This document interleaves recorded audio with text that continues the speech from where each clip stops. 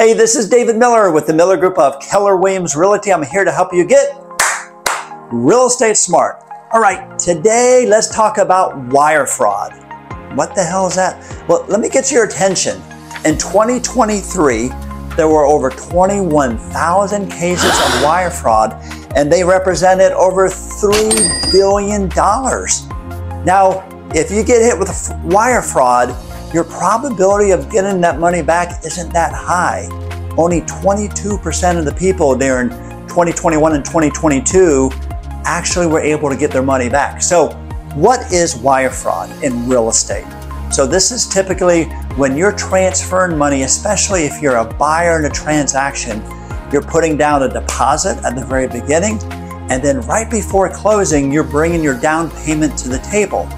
And so what happens is you have these scammers, and they're always looking for the weak link in the system. That could be the lender, that could be the realtor, whatever the case is, they hack into the system, which is typically their email.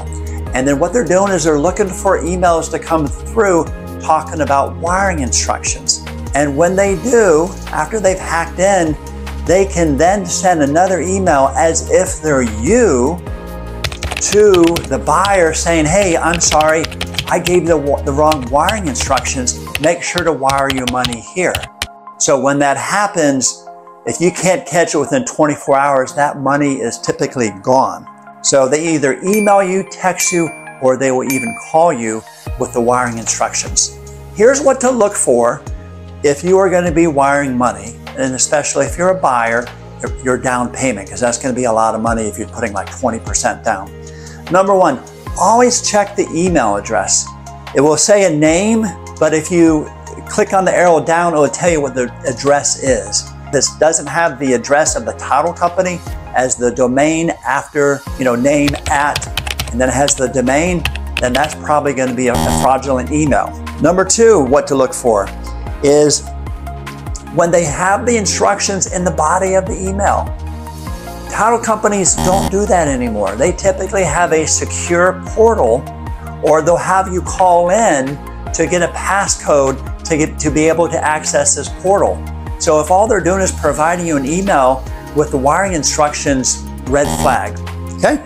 Number three, the emails always make it sound urgent. Hey, you got to do this right away. You got to do this right now. That is typically not the case. You typically have a couple of days to wire the money. So if they're making it sound urgent, they are definitely doing that for a reason. And then the last thing is if the scammers won't take your phone calls.